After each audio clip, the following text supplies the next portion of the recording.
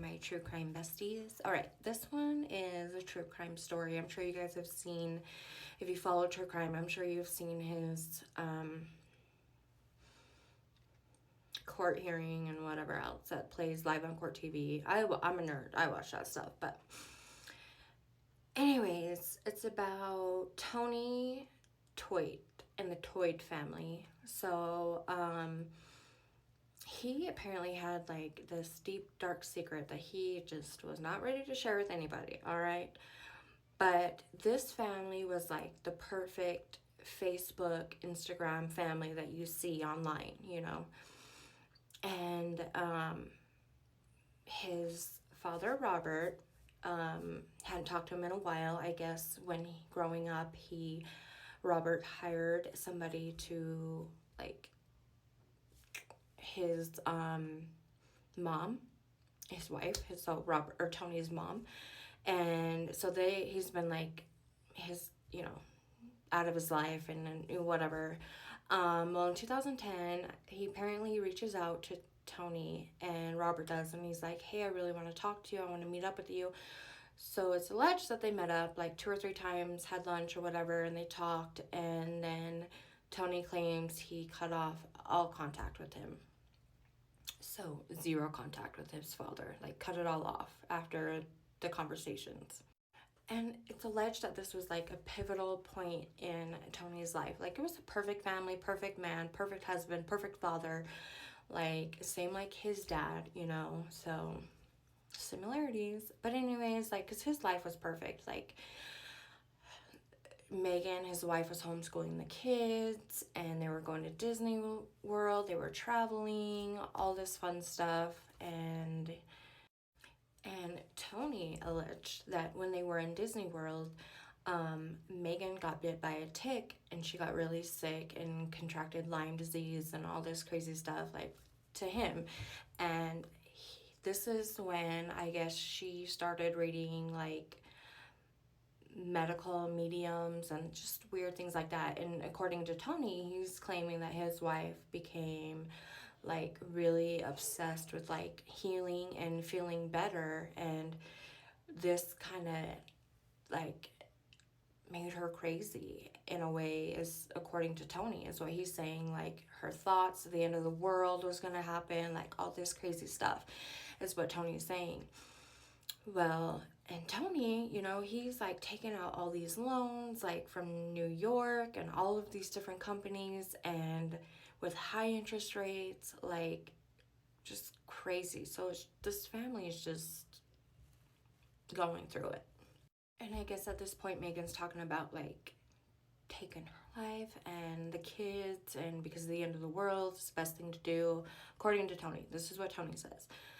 And again, so they're in the family, Megan and the kids are in Florida, in Disney World on another vacation, and Tony's back at home. And when the insurance started investigating like more into his family business, they were seeing all these red flags. Like, they were pulling in all this money that they weren't even doing for these people, you know? Like, it was alleged that the FBI was watching the business, and they saw nobody come in, and Tony would mark down like he saw like 25 people that day, when it wasn't true. Like, the police were like, something's going wrong, buddy.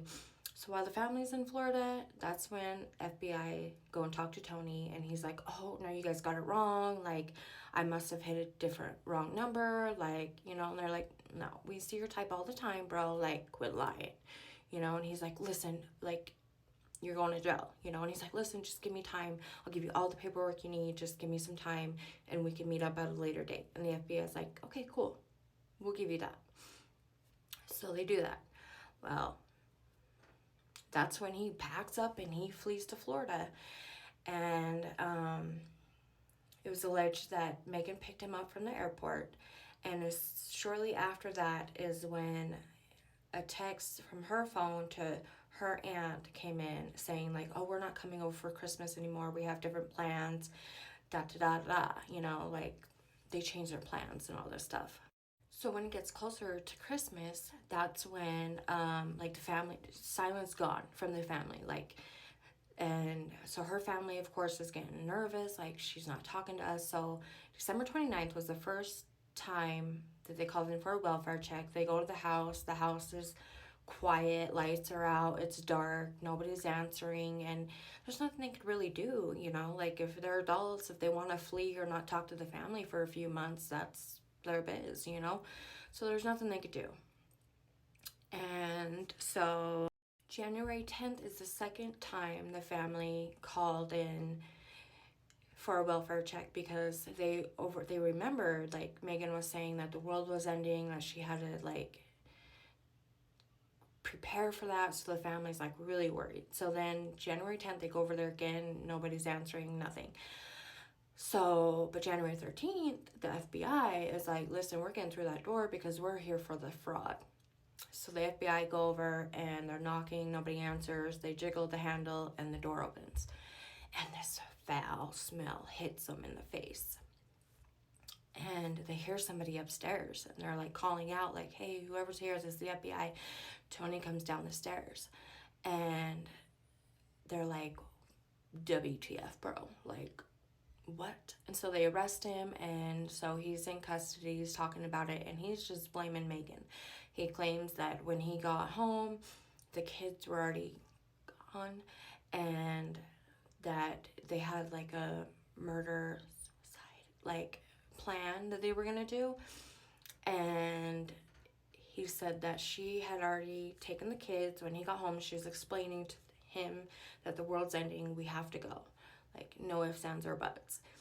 And even the dog Breezy was dead. And so she's next, and she apparently, he claims on the stand that he watched his wife die. Well, he was supposed to go next, but apparently he chickened out. Well, they found the wife, the kids, and the dog all upstairs underneath a blanket, and he had been living with his family, deceased, in the home for weeks, y'all, weeks. Like, what the WTF, me, right? Like, oh, how could you? I don't even know. But anyways, on the stand, he's telling everybody this, whatnot. Of course, he takes it to trial and nobody believes him. And he gets, I think, what does he get? Oh, and Tony also told other investigators that he did the fraud stuff so that him and his family could continue to live this lavish lifestyle that they've grown accustomed to, you know. Like once you have that lifestyle and it's starting to go away, like I guess apparently you want to keep up with it, or he was trying to hide from Megan, like I don't know. This is what he alleged.